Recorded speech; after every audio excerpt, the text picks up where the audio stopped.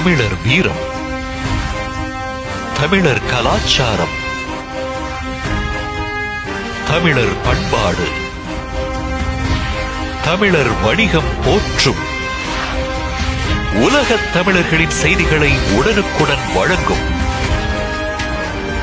சுதேசி இணையதள தொலைக்காட்சி.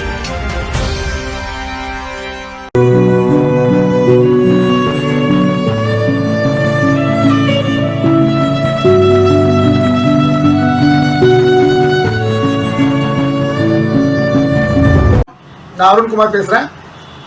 தமிழகம் முழுவதும் உள்ள ஒட்டுமொத்த வியாபாரிகளையும் அச்சம் கொள்ள செய்ய வைக்கல ஒரு சம்பவம் நடந்து உங்கள் எல்லாருக்குமே தெரியும். 2 நாளைக்கு முன்னாடி வினோத் என்கிற ஒரு மெடிக்கல் ஷாப் வச்சிருக்க ஒரு வணிகர் வெட்டி கொல்லப்பட்டார்.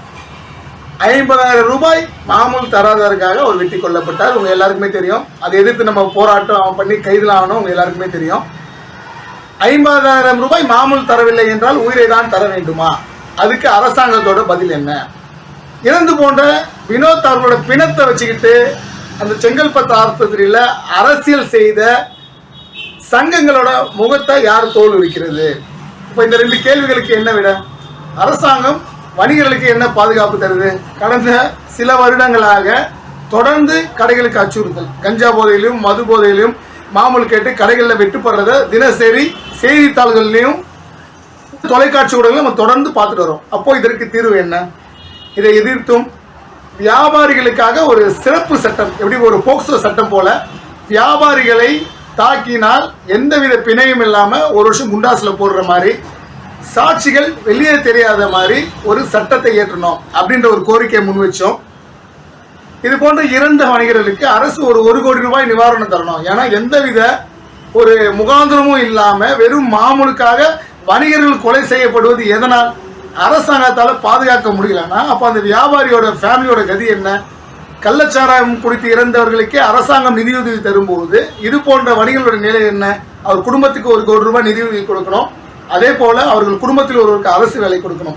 அது போன்ற சட்டங்களை ஏற்றணும். அப்படி ஏற்றினாதான் அரசாங்கத்துக்கு சரி அவன் செத்து போனால் அவனுக்கு 1 கோடி ரூபாய் கொடுக்கணும், அவனுக்கு பாதுகாப்பாக கொடுப்போம், இல்லைனா அந்த ரவுடியை என்கவுண்டர் செஞ்சு கொள்ளுவோம் அப்படின்ற ஒரு எண்ணம் வரும் நாங்கள் நினைக்கிறோம்.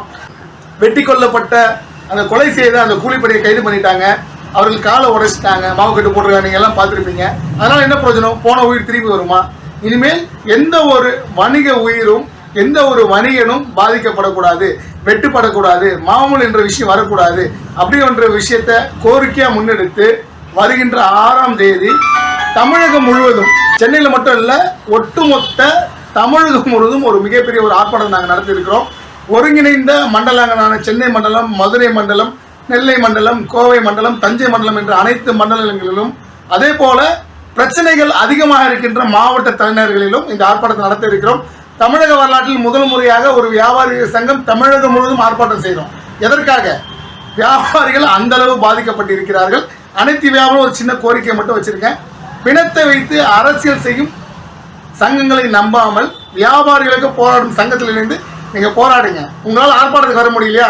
அன்றைக்கி சட்டையில் கருப்பு பட்டையை குத்திட்டு உங்களோட எதிர்ப்பை தெரிவிங்க. ஏன்னா கடைகளில் 1-2 பேர் தான் இருக்காங்க. அதனால் கடைகளை மூட வேண்டிய அவசியம் கிடையாது. நான் மூடணுன்ற விஷயத்தை நாங்கள் என்றைக்குமே சொல்ல மாட்டோம். ஏன்னா கடைகள் மூடுவதற்கு நாங்கள் எதிரிகள். மே 5 மட்டும்தான் கடை விடுமுறை.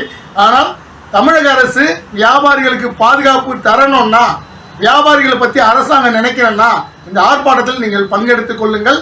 வணிக உயிர்களை காப்போம், வணிகர்களை காப்போம். வாழ்க சுதேசி வணிகம், வளர்க சுதேசி வணிகம்.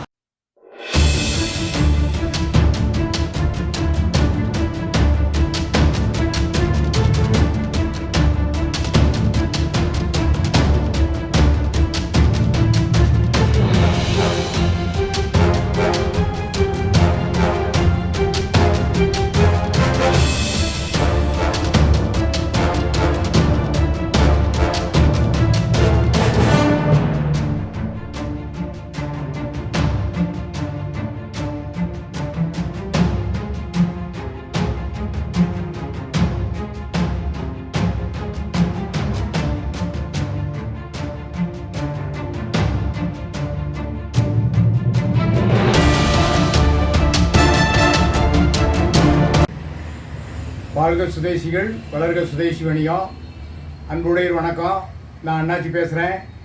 நாளைய தினம் தமிழ்நாடு முழுவதும் வணிகர்கள் மீது வன்முறை தாக்குதல் நடத்துவதை கண்டித்து மாபெரும் ஆர்ப்பாட்டம் நடக்குது. அதில் வணிகர்களுக்கு பாதுகாப்புக்காக சட்ட திருத்தம் செய்து அவர்களை பாதுகாப்பதற்கு அரசு முயற்சிக்க வேண்டும் என்பது நம்ம கோரிக்கை. ஏன்னா அரசு ஊழியர்களைப் போல இந்த வணிகர்களுக்கு அந்த சட்டத்தை அமைச்சு கொடுக்கணும். ஏன்னா அரசு சக்கரம் சுழல்வதற்கு மக்களிடம் வரியை வசூல் செய்து அரசு கஜானாவை நிரப்புகின்ற பணியை எந்த விதமான பாதுகாப்பும் இல்லாமல் செய்து வரும் சமுதாயம் வணிகர் சமுதாயம். அதை பாதுகாக்க வேண்டியது அரசின் கடமை. அதை வலியுறுத்தி தான் தமிழகம் தழுவிய அளவில் 5 மண்டலங்களாக பிரித்து நாம் இந்த ஆர்ப்பாட்டத்தை நடத்துகின்றோம். ஆயிரக்கணக்கான வணிகர்கள் கலந்து கொள்ள இருக்கிறார்கள். சென்னையை பொறுத்தளவில் சென்னை, செங்கல்பட்டு, காஞ்சிபுரம், திருவள்ளூர் மாவட்டம் இணைந்த மண்டலம் சென்னை மண்டலம் ராஜரத்ன ஸ்டேடியத்தில் எழும்பூரில் நடத்துகிறாங்க. அதே மாதிரி கோவை மண்டலம் கோயம்புத்தூரில் ரேஸ் கோர்ஸ் மைதானத்தில் நடத்துகிறாங்க. அப்புறம் திருப்பூர் மாவட்டம் தனியாக நடத்துகிறாங்க. தேனி மாவட்டம் தனியாக நடத்துகிறாங்க. மதுரை மண்டலம் சிறப்பாக தனியாக நடத்துகிறாங்க. நெல்லை மண்டலம் தனியாக நடத்துகிறாங்க. அப்படி ஒவ்வொரு மண்டலம் தனித்தனியாக நடத்துகிறாங்க. ஒவ்வொரு பகுதியிலையும் ஆயிரக்கணக்கான வணிகர்கள் கலந்து கொள்ளணும். இதை நீங்கள் மனசில் கொள்ள வேண்டியது என்னென்னா, ஒவ்வொரு பகுதியில் உள்ள வியாபாரிகளும் எந்த ஒரு போராட்டம்னாலும் அந்த நிர்வாகிகள் பார்த்துக்கிடுவாங்க அப்படிங்கிறத இருக்காதீங்க. கண்டிப்பாக நீங்கள் எல்லாம் கலந்துக்கிடணும். இது உங்களுக்காக நடத்துகின்ற போராட்டம், உங்களுக்காகவே பாதுகாப்புக்காக செயல்படுகின்ற சங்கம். அதை கவனத்தில் கொண்டு நம்ம செயல்படணும். யார் வணிகர் நலத்திற்காக செயல்படுகிறார்கள் என்பதையும் கருத்தில் கொள்ளுங்க. இன்றைக்கி நிறைய இடத்துல இந்த கரையாம்புத்தில் கருநாகம் பூந்த மாதிரி நம்ம மண்டல நிர்வாகிகள், மாவட்ட நிர்வாகிகள் ஒவ்வொரு பிரச்சனைகளுக்கும் அரசை அணுகி தீர்வு காணுகின்ற பொழுது அதை நாங்கள் தான் செஞ்சோன்னு ஒருத்தர் போஸ்டர் போட்டு நடக்கானுங்க.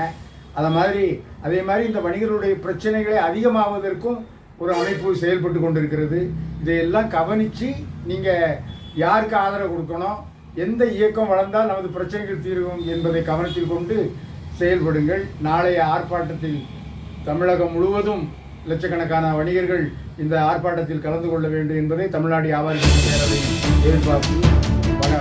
வாருங்கள், உங்களை எதிர்பார்ப்பு. அண்ணாச்சி குமார், நன்றி, வணக்கம்.